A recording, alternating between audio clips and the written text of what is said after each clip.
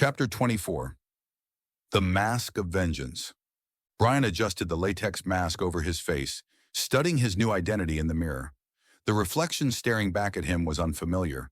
Strong jawline, slightly graying hair, different eye color, but his work was flawless. A completely new man stood before him, and that man had a name.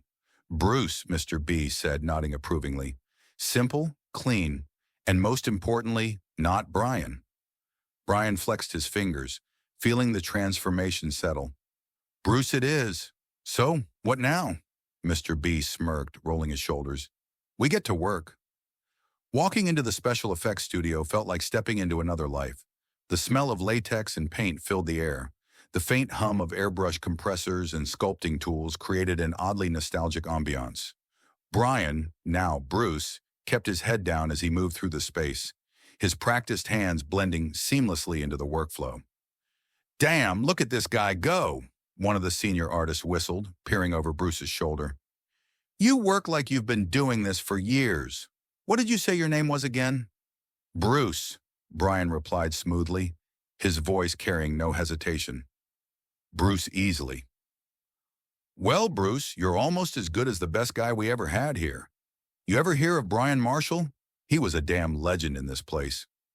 Brian chuckled under his breath, resisting the smirk tugging at his lips. Yeah, I've heard of him. The other artists murmured their approval, some nodding in agreement. Dude disappeared off the map. Tragic, really. But hey, maybe we just found his replacement. Mr. B whispered in his head, pleased.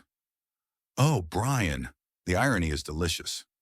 Brian continued working, allowing the new identity to settle. Bruce Easley was talented, skilled, just another FX artist among many. It was the perfect cover. As the day wound down, Brian stepped outside the studio, stretching his arms. The city buzzed around him, alive in its usual chaotic rhythm. Mr. B, however, had grown eerily quiet. Something wrong? Brian muttered under his breath. Mr. B chuckled. Oh no, Brian. Quite the opposite. Fate just handed us a gift. Look across the street. Brian followed his gaze. Across the road, a man in medical scrubs stepped out of a coffee shop, adjusting his hospital ID badge as he sipped his drink. Brian's stomach dropped. It was one of the men from the trial, one of the jurors. And if his ID was correct, his name is Sammy Dash.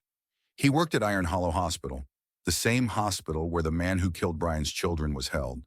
Mr. B exhaled slowly, his voice dripping with satisfaction. Well, looks like it's time for a house call. Brian smirked, slipping his hand into his pockets. To be continued. Written by Brian McCain, affiliated with McCain Brothers. Titled, Brian and Mr. B Revenge. Book 2.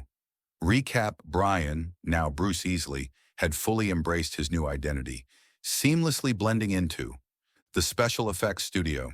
His craft, honed over years, disguised his former self impeccably. But fate intervened, revealing Sammy Dash, a juror from the trial against the man who had destroyed Brian's family, casually exiting a coffee shop, oblivious to Brian's presence.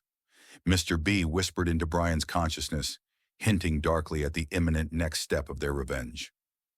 Chapter 1. Juror by Juror. Brian paced the cramped confines of his dimly lit apartment, maps and photos taped chaotically on the walls.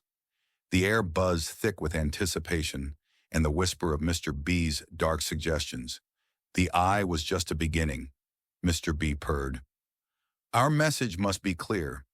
Each of these jurors had a hand in denying justice. Brian's eyes flickered to the wall where he'd pinned photographs and notes of the jurors, his 12 targets. They each had lives, families, jobs, yet they had condemned Brian to the pain of loss. Sammy Dash is next, Brian murmured, fixating on the image of the nurse, his smile frozen permanently in the stolen snapshot. Iron Hollow Hospital will be his final workplace. Mr. B chuckled approvingly. Precisely. But patience, Brian. We must be meticulous.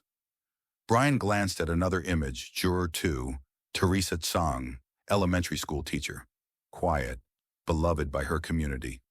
An educator, Brian scoffed bitterly. She should have known better. Juror 3, Huey Lin, retired firefighter stoic, respected yet indifferent in court.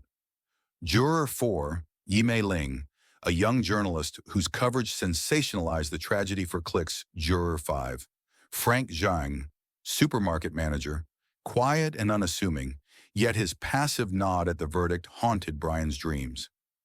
Juror 6, Aqua Simmons, artist and socialite, always in the spotlight, indifferent to real suffering. Juror 7, Tim Clayton, a construction worker whose indifference matched his muscular frame. Juror 8, Lisa Hall, college student whose idealism failed at the critical moment. Juror 9, Dwayne Rhodes, accountant, precise and emotionless, calculating life as cold numbers.